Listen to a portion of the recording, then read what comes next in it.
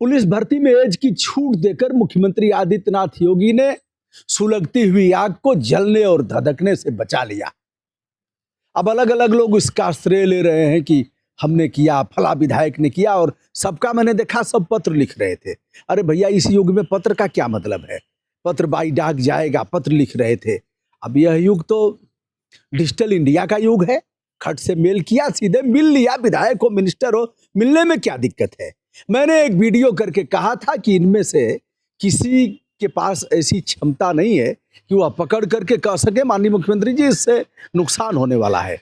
और हमारे जो परंपरागत वोट है सवर्ण बिरादरी के, वो हमसे घिसकेंगे। जो हमारे बूथ पर हमारे लिए काम करते थे वह काफी नाराज हैं, और यह सुलगता हुआ, यह जो धुआं उठ रहा है, कल धधकती हुई आग हमें विवश कर देगी। किसी ने नहीं कहा। वैसे सलमणि त्रिपाठी भी नाल मढ़ा रहे हैं, जो देवरिया के विधायक हैं। बालियान साहब हैं केंद्रीय मिनिस्टर, वो अभी पत्र लिखे थे। एक दो लोगों ने और चिट्ठी लिखा है। क्या किया है? चिट्ठी लिखा है, चिट्ठी जारी कर दिया है कि हम चिट्ठी लिख रहे हैं।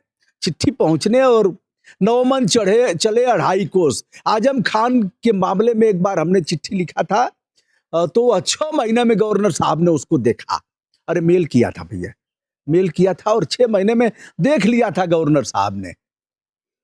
राम नाईक जी थे गवर्नर, इन्हीं की गवर्नमेंट थी। 6 महीने में।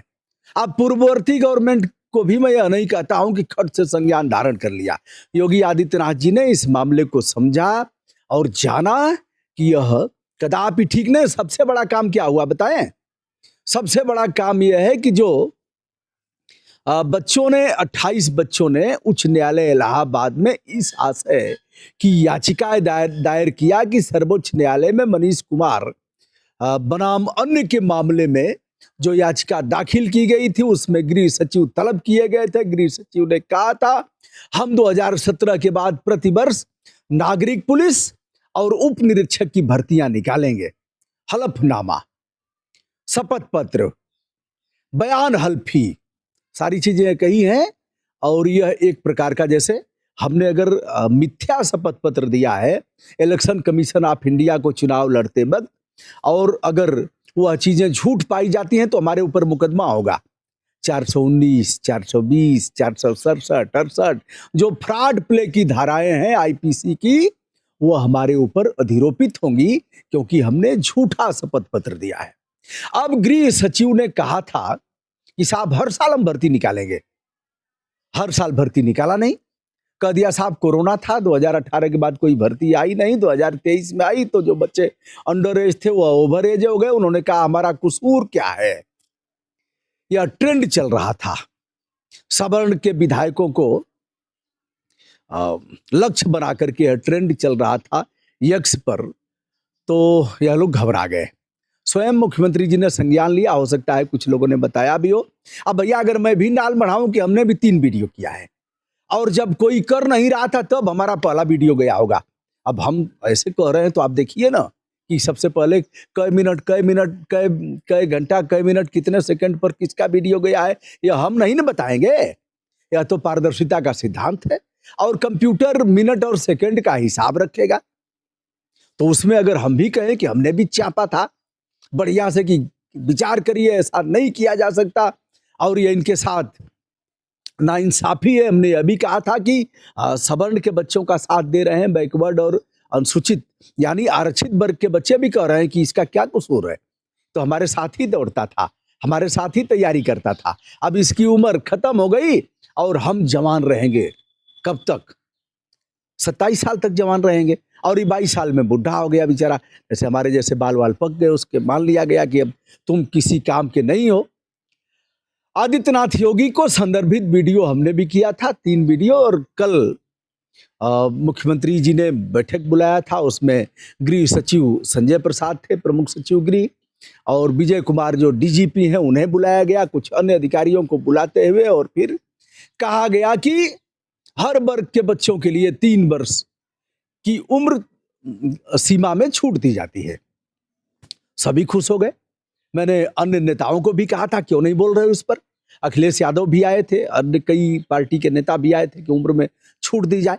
अब अगर केवल सामान्य बच्चों को छूट दी जाती तो वह कहते कि हमको क्या लाभ हुआ इससे, इनको तो आपने बढ़ा दिया, हमारा क्या किया?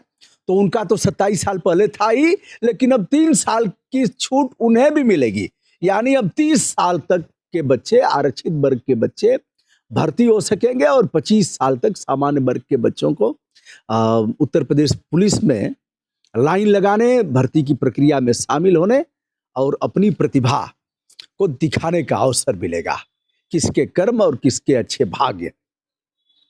कल कभी नहीं आता। उन प्रतियोगी परीक्षाओं की तैयारी कर रहे बच्चों से कहना चाहूंगा, शुरुआत आज से ही हो जाए और मुश्किल नहीं है कुछ भी अगर ठान लीजिए। उमराव जान की लाइनें मुझे बहुत पसंद आती हैं। बस एक बार नहीं, बार बार मानिए, कई बार क्यों मानेंगे? वो तो कह रही है बस एक बार मेरा कहा मान लीजिए। इस अंजुमन में आपको आना है बार बार। आगे की लाइनें आप विशेषज्ञ हैं इस मामले के, इसको पूरा कर दीजिएगा। तो अब इस मामले में प्रदेश का कोई नुकसान हुआ नहीं। मैंने संवैधानिक वार्ता करते हुए एक चीज यह भी बताया था कि यह केवल और केवल उत्तर प्रदेश के मुख्यमंत्री का अधिकार है कि एक लाइन में कहेंगे कि यह नियमों में थोड़ा सा बदलाव करते हुए 22 की जगह 25 किया है, यानी 3 वर्ष, कुछ और नहीं करना है। सभी वर्ग के बच्चों की आयु सीमा में 3 वर्ष तक की बढ़ोतरी की जा रही है। बात खत्म। अब इसमें सब खुश हैं, बल्ले बल्ले। विपक्ष का काम खत्म कर दिया। आदित्यनाथ योगी ने गजब दिमाग लगाया भैया। न अखिलेश बोल पाएंगे, न बहन जी बोल पाएंगी और न ही अन्य दल के लोग बोल पाएंगे। सभी खुश हैं। 3 साल इनका बढ़ा, 3 साल उनका भी बढ़ा। 27 से उनका 30 साल हो गया और इनका 22 से 25 साल हो गया।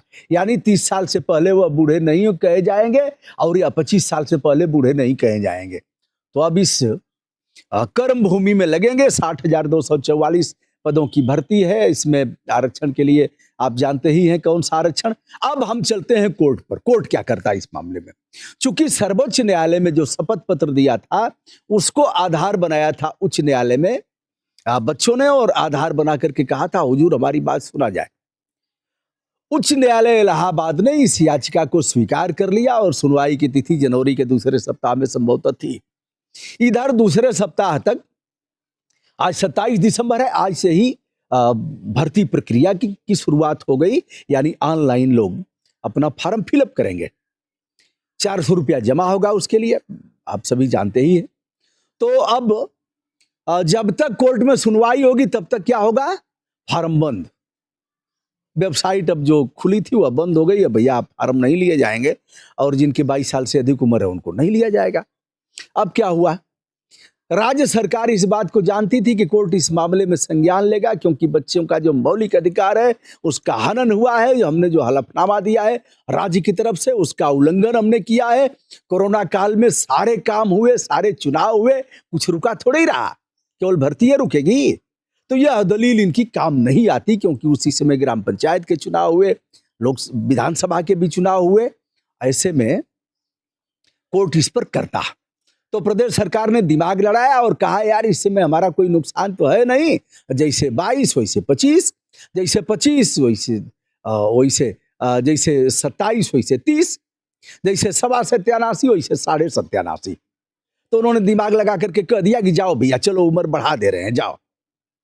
और उनके हाथ में रिटायरमेंट है ही है, जबरिया सेवानिवृत्ति। अब देखिए तमाम पुलिस वाले जो भ्रष्ट हैं, जो फिजिकल रूप से ठीक नहीं है, जिनका पेट वट निकला हुआ है, ऐसे हैं, उनको कान पकड़ करके बाहर किया जा रहा है।